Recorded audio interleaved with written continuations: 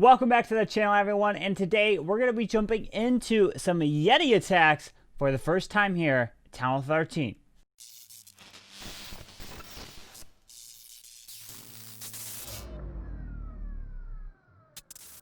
Alright, so let's go and take a look at some Yeti attacks here. You guys also might know Clash with Eric made a video on a very similar, probably like the same strategy here. I'll link his down in the video description as well, which is also using the new Siege machine, which is the Siege Barracks. So let's go ahead and jump into it and break it down. Alright, so here is Steve Orama, and he is using this one in this war here. And here comes 5 Yetis here. So it's not like a full-on Yeti attack here, but he's also got the earthquake. He's using up a power potion, and he's going to switch to that Siege Barracks.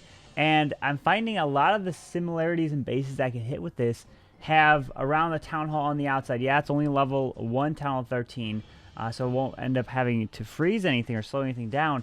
But what he's going to do is he's going to set the funnel, and then he's going to charge right into the town hall here, and then he's going to switch up to this siege machine, which is a siege barracks. So let's go ahead and take a look at what he does here. So he's going to decide to have the funnel on each side here, which is a pretty easy funnel actually over here, because there's only this air defense, so you technically don't need to drop like anything right on top of it. So he's dropping some minions on the top side. Before we jump into the actual full raid, I've been trying a lot of different strategies out, and especially like YOLO turn or air attacks, just balloons, is really difficult. So anything ground right now is a lot stronger, and it gets a lot of value. So and this one, he's coming in with the P.E.K.K.A.s and the Yetis here. And let's see, so actually, let's take a look. Does he actually have any boulders? No, he doesn't have any boulders in this. So he's just going to have the handful of Yetis. The Siege Barracks is going to have the additional P.E.K.K.A. come out of it. So let's see. So here comes the Yetis right now. And then here comes the P.E.K.K.A.s. Here comes the healers right here. Nice use of the Cocoa Balloon to test for some Seeking Air Mines. And now let's take a look at what he's going to come in with. So the funnel was down. P.E.K.K.A.s funneled themselves. And here comes a jump spell. And then he's going to have 4 earthquakes. Let's see what the earthquakes can get him access to. So here's the rage. And the wizards are actually coming down right now. He pops this Grand War Internal Tome. They're jumping straight into the base right here.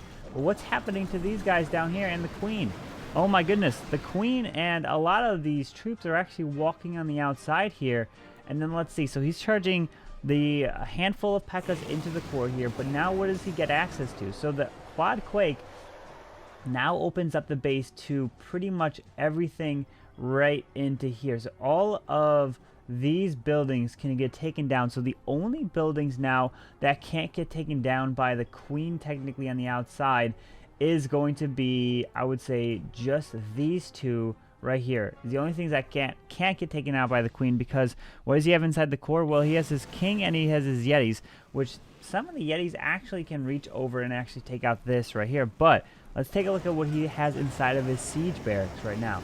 He's got wizards coming out as well. He has an additional heal spell, and then out comes some hog riders. And they are also going to be able to move their way over to this defenses. The multi-target inferno and that expo drops a heal for them, and they are able to take this down, while the queen, I think he definitely wanted that queen to be on the inside of the base, is going to be walking around the edge right here. And she can reach everything except this multi-target inferno right here. So she's going to make her way through. He does have that royal champion and her ability here. Let's see. Is he able to take down this multi-target? Oh, the royal champion actually helps skip and take that down. And it wasn't the prettiest here, but it ends up actually overwhelming and getting it done. And the Yetis and the Warden are able to move their way. Queen will get stuck on this hound as it approaches. And then she'll end up popping it and killing it off. And he ends up getting the 3-star. With that queen going on the complete outside of the base here. So really nice job. Let's take a look at another one of his hits using the same strategy. Here is another attack, and he's got the same thing. He's got a jump, he's got the 4 earthquakes, he's got some rages, he's got a heal as well, and he's got 5 healers, the 5 Yetis, and then he has 4 P.E.K.K.A.s and that siege barracks down here. So what's another similarity? Well, we have the town hall that's kind of exposed on the outside here. Let's take a look on this base right here, what Steve's going to do. Well, you got to set the funnel. He doesn't have an E-Dragon in this case, so he's using some balloons to set this funnel. The other base, he used an E-Dragon because of the chain value.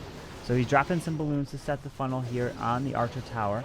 And now he's coming in with P.E.K.K.A.s, and look what he's going to do. He's just going to charge straight into the town hall on the outside here. So here comes the Yetis, here comes the Siege Barracks, and now let's also highlight what value he's going to get with the Quad Quake. So in he goes right here.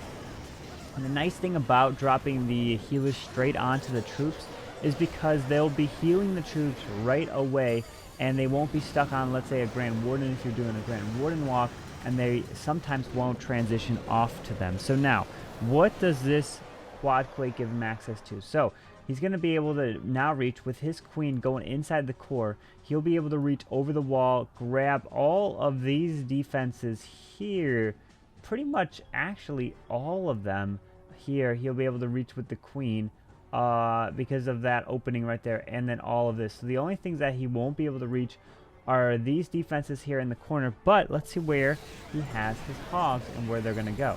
So now he's charging his way straight into the core with the Yetis, the P.E.K.K.A.s, the queen's going to get, and the royal champion going to get stuck on the enemy queen. And here comes some hogs. They're splitting off here. So what is he going to do? Is he going to drop some heal for the hogs over here?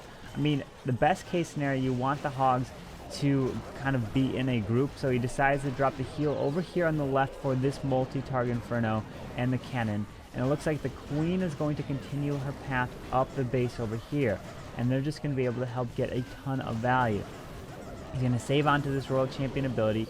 He has one balloon which he could potentially drop, let's say, in this area or on this archer tower, but the archer tower right now will kind of target onto it and take it down at this moment. So it looks like the P.E.K.K.A.s and the Yetis are going to be able to break through this wall, and a lot of the times it's just reactional based, right? So he does drop the balloon over there, but the royal champion is going to be super strong and be able to help take that down.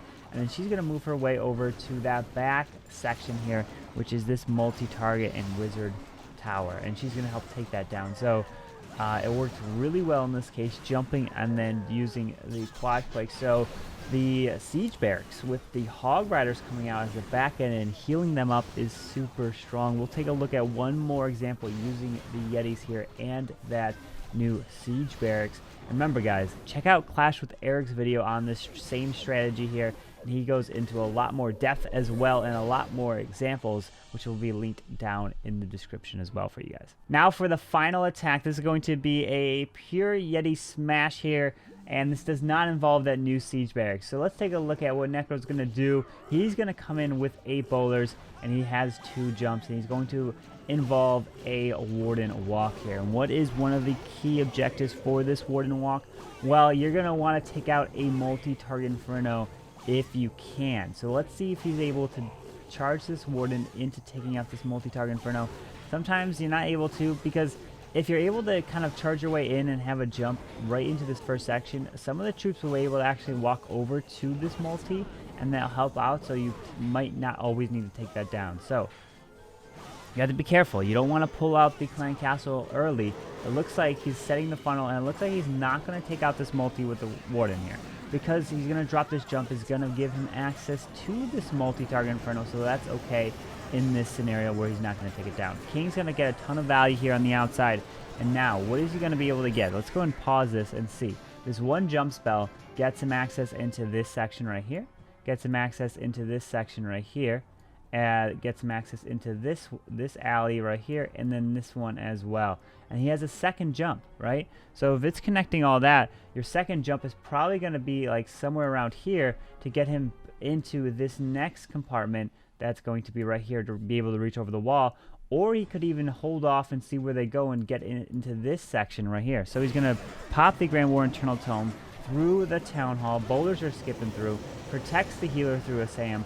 Drops another Rage through this area. Let's see if they're going to actually take it.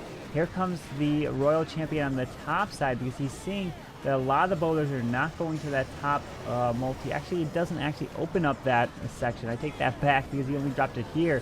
So the Royal Champion can grab that, and while it's going to let the Yetis walk their way towards the bottom side. So I thought the jump was dropped right there, which if it was dropped right here, that was actually on purpose to force them down this way, with the Royal Champion coming on the top side. Stone Slammer is coming over here to help remove right behind the Royal Champion. But let's see. So he's moving his way through. No more spells at this point. But the jump spell now lets the queen get into this next section with the Yetis obviously breaking open that wall right there with the P.E.K.K.A.s and stuff. And now the balloons are going to move their way towards his backside. And that royal champion coming in clutch right here can be able to jump the walls and get a ton of value on this next Yeti attack. I'll be bringing you guys a lot more Yeti attacks here in the future once I work on my barracks, because I have to speed that barracks up by unlocking more of them, because right now it takes like 9 minutes for me to cook just one Yeti, so you don't see me using any of the Yetis at the moment. And the Siege Barracks, because I don't have it unlocked, and not too many people have it unlocked right now, so I'll be unlocking it. I'll be trying out a lot of different strategies for it to see which one will be the best one for you guys. And that's going to wrap up today's video. I hope you guys did enjoy it. If you guys want to see some more strategies like this, or if you guys have any ideas of your own, make sure to leave those down in the comments as well. And I hope you guys did enjoy the video. If you did, make sure you guys go ahead and hit that like button, subscribe down below for the daily content. Hope you guys have a wonderful day. CarbonFin signing out. Peace.